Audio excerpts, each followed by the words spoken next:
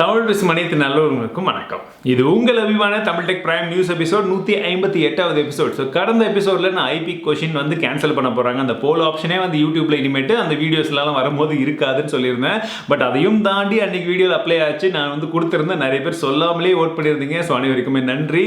இப்போ இந்த சமயத்தில் நான் ஷூட் பண்ணும்போது அந்த போல் ஆப்ஷன் ஒர்க் ஆகுமா என்னன்றது எனக்கு இன்னும் எக்ஸாக்டாக தெரியல. ஒருவேளை ஒர்க் ஆச்சுன்னா இன்றைய கேள்வியில் நான் மேலே கொடுத்துருப்பேன், மறக்காம ஓட் பண்ணுங்க. அப்படி ஒருவேளை இல்லை அப்படின்ற பட்சத்தில் நம்மளுடைய தமிழ் டெக் சேனல்ல கம்யூனிட்டி டேப் இருக்கு இல்லையா, யூடியூப்ல கம்யூனிட்டி செக்ஷன் இருக்கும்.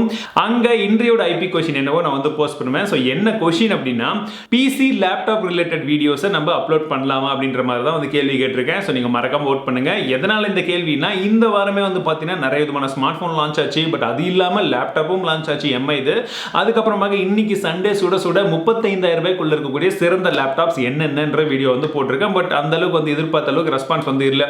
ஸோ எனக்கும் இந்த மாதிரி மற்ற செக்மெண்ட்ல குறிப்பா பிசி கம்ப்யூட்டர்ல நிறைய விஷயங்களை பத்தி சொல்லணும் அப்படின்னு ஆசை தான். பட் உங்ககிட்ட இருந்து அந்த ஆதரவு வந்தால் தான் என்னால் வந்து அப்லோட் பண்ண முடியும். அப்படி இல்லாட்டி நம்ம திரும்பவும் பழைய மாதிரி மற்ற விஷயங்களை வந்து செய்ய வேண்டியதாக இருக்கும். நான் ஏற்கனவே அந்த மாதிரி ஸ்டார்டிங்ல செஞ்சு தான் அதுக்கப்புறம் விட்டுட்டு திரும்ப மொபைல் பக்கம் வந்திருக்கோம். பட் இப்போ கண்டிப்பா எல்லாருக்குமே தேவையான ஒன்று, எனக்கு செய்யறதுக்கு 99.999% வந்து இன்ட்ரெஸ்ட் இருக்கு. அந்த ரிமைனிங் 0.11% மட்டும் நீங்க வந்து சப்போர்ட் கொடுத்தீங்கன்னா வந்து போதும். ஜஸ்ட் ஓட் பண்ணுங்க. உங்களுடைய ஆதரவுகள் கண்டிப்பா தேவை.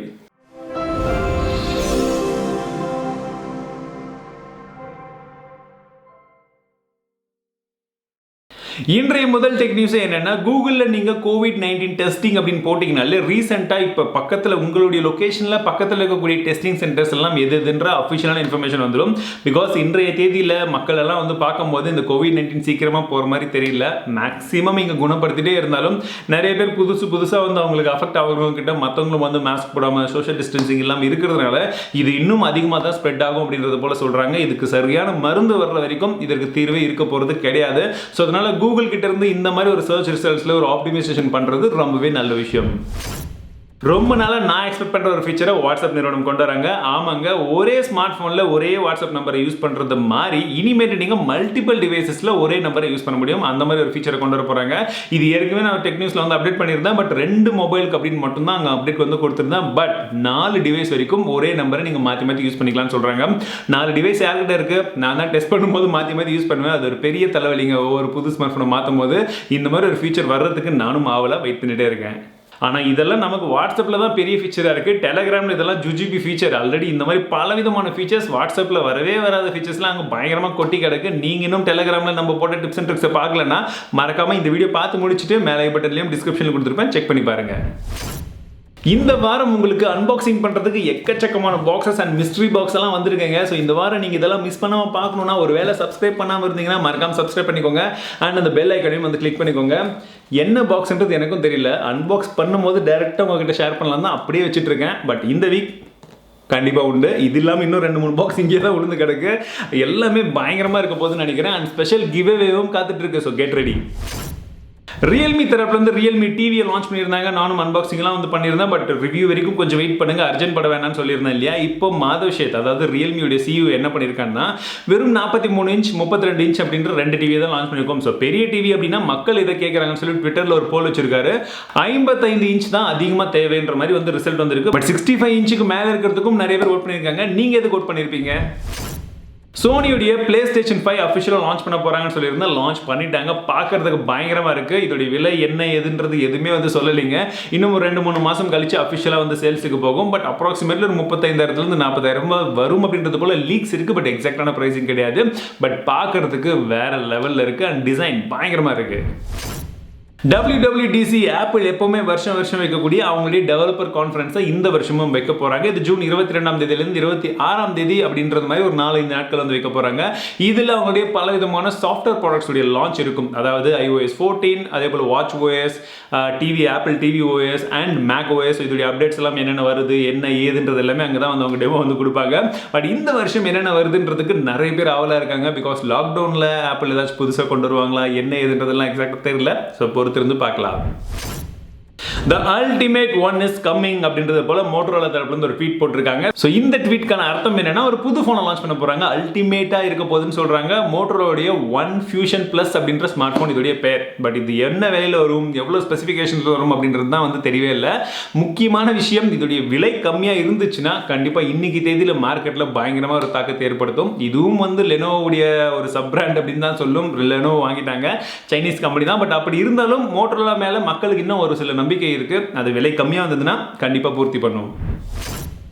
ரெட்மியுடைய 8A அந்த மாடலில் இப்போ 3GB RAM 64GB மாடல் அப்படின்ற ஒரு புது வேரியண்ட் லான்ச் பண்ணியிருக்காங்க. இதோடைய விலை 9,000 ரூபாய். ஒருவேளை நீங்கள் வாங்குறது ரெடியாக இருந்தீங்கன்னா ஜூன் 15ஆம் தேதி சேல்ஸ்க்கு வரப்போகுதுன்னு சொல்லியிருக்காங்க. பட் கொஞ்சம் போகிறங்க, எடுத்த உடனே போய் வாங்க வேண்டாம். நான் இந்த வாரம் தான் 10,000 ரூபாய்க்குள்ள ஒரு பெஸ்ட் ஸ்மார்ட் ஃபோன் எது இருக்குது அப்படின்றது போல ஒரு ரேங்கிங் லிஸ்ட்டே வந்து கொடுத்துருக்கேன். அந்த வீடியோவையும் செக் பண்ணி பாருங்கள். உங்களுக்கு அதை விட இது பெட்டராக இருந்ததுன்னா அதுக்கப்புறம் வாங்க. பட் அந்த லிஸ்ட் பயங்கரமாக இருக்க போது மறக்காமல் செக் பண்ணுங்கள். ஆனால் ஜியோவில் என்ன நடக்குதுன்னு சொல்லி ஒவ்வொரு வாரமும் சொல்லி இந்த ஜியோக்காகவே ஒரு தனி செக்மெண்ட் வைக்க மாட்டேங்குது. அதான் ஒரே நியூஸ் தான் சொல்ல போகிறேன். ஜியோவில் திரும்பவும் ஒரு இன்வெஸ்ட்மெண்ட் வருது. இந்த வாட்டி வர்ற இன்வெஸ்ட்மெண்ட் 9,000 9,500 கோடி வந்து ஜியோவில் இன்வெஸ்ட்மெண்ட் வர போகிறதா சொல்கிறாங்க. மேக்ஸிமம் போன வாரமே நான் சொல்லிட்டேன் 1 லட்சம் கோடியை தாண்ட போகுதுன்னு சொல்லிட்டு இப்போ அப்ராக்சிமேட்டாக வந்து தாண்டிடுச்சு. இவ்வளோ பணத்தையும் அவங்க இன்ஃப்ராஸ்ட்ரக்சரில் இன்வெஸ்ட் பண்ணுவாங்களா இல்லை என்ன பண்ண போகிறாரு முகேஷ் அம்பானின்றது எக்ஸாக்டாக வந்து சத்தியமாக தெரியலைங்க. நீங்க ஒரு கேமரா இருந்தீங்கன்னா COD விளையாடிட்டு இருக்கீங்களா, கால் ஆஃப் டியூட்டி இப்போ சீசன் 7 அப்டேட் வந்திருக்கு. பார்க்கறதுக்கு பயங்கரமா இருக்கிறது போல தான் நிறைய இடங்கள்ல ரிவ்யூஸ் இருந்திருக்கு. ஸோ நீங்க விளையாடிட்டு இருந்தீங்கன்னா மறக்காம அப்டேட் பண்ணிக்கோங்க. பயங்கரமா இருக்கா எப்படி இருக்குன்றதை கமெண்ட் பண்ணுங்க.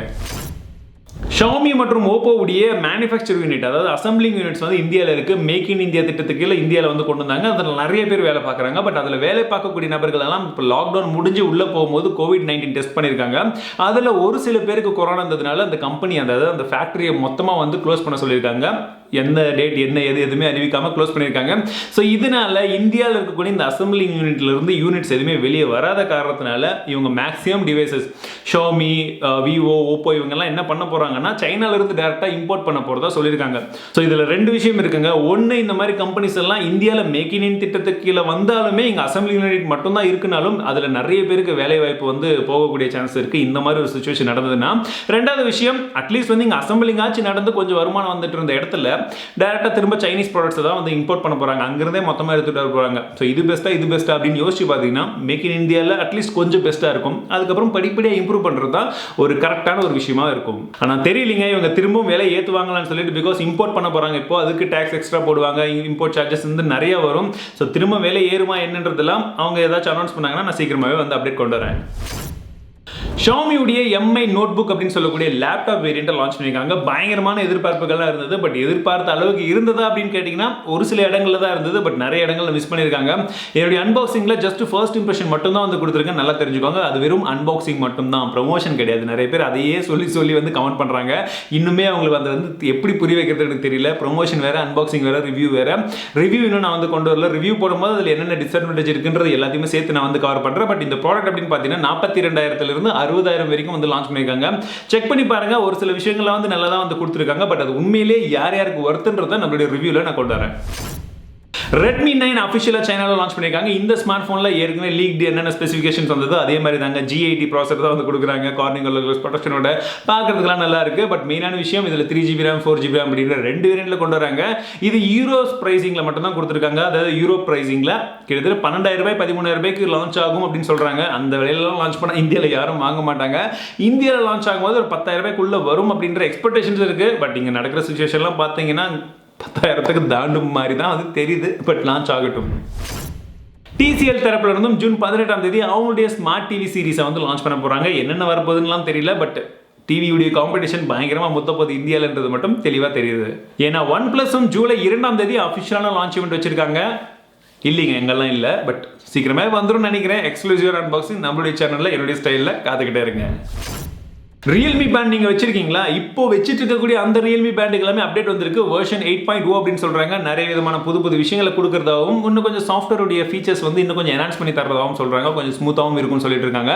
பட் புதுசாக வாங்க போறவங்களுக்கு எல்லாமே ஒரு புது பேண்டை தான் வந்து கொடுக்க போறாங்க. என்ஹான்ஸ்டு டிஸ்பிளே அண்ட் இந்த சாஃப்ட்வேரும் சேர்ந்து வரும். நான் ஏற்கனவே வீடியோ போட்டிருக்கேன். பிளஸ் கிவ்அவேவும் ரன் ஆகிட்டு இருக்கு. அந்த கிவ்அவே அடுத்த வாரம் தான் முடிய போகுது. நீங்க இன்னும் என்டர் பண்ணலன்னா 2 ரியல்மி பேண்ட் வின் பண்றதுக்கான சான்ஸ் இருக்கு. ஸோ மறக்காம பார்ட்டிசிபேட் பண்ணுங்க.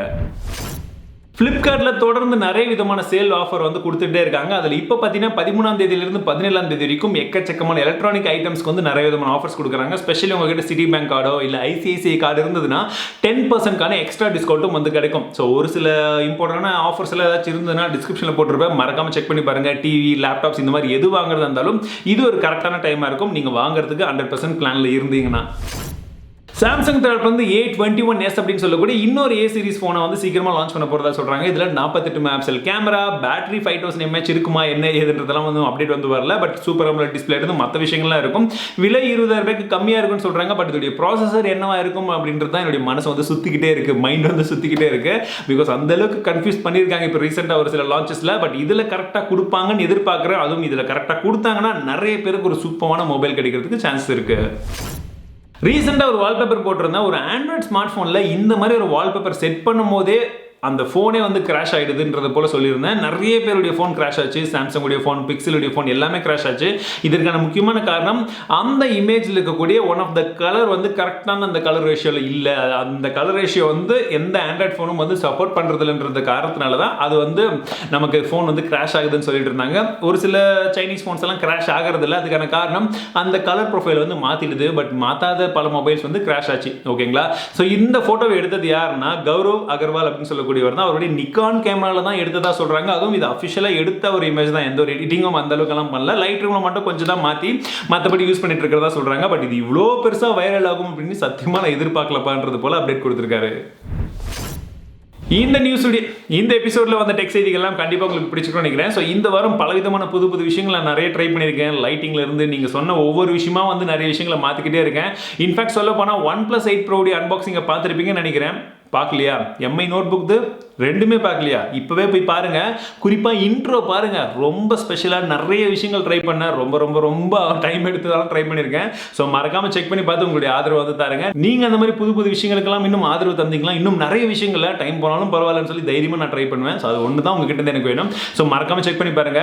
கடந்த எபிசோடைய சூப்பர் கமெண்டர்ஸ் யார் அப்படின்னா அருண்குமார், தருண் ஜோதி அண்ட் ஸ்ரீ தீபக். ஸோ 3 பேருக்குமே நன்றி. அண்ட் கமெண்ட் பண்ண அனைத்து நல்ல உள்ளவங்களுக்குமே மிகப்பெரிய நன்றிகள். உங்களுடைய ஃபீட்பேக்ஸ், உங்களுடைய கமெண்ட்ஸ் தான் என்ன இன்னும் மோட்டிவேட் பண்ணி இன்னும் நிறைய விஷயங்கள் இந்த மாதிரி கொடுக்க வச்சுக்கிட்டே இருக்கு. எந்த சூழ்நிலை எவ்வளோ ரிஸ்க் இருந்தாலுமே நல்லா வந்து தொடர்ந்து இந்த நியூஸ் எல்லாம் வந்து கொடுத்துட்டே இருக்க முடியுது.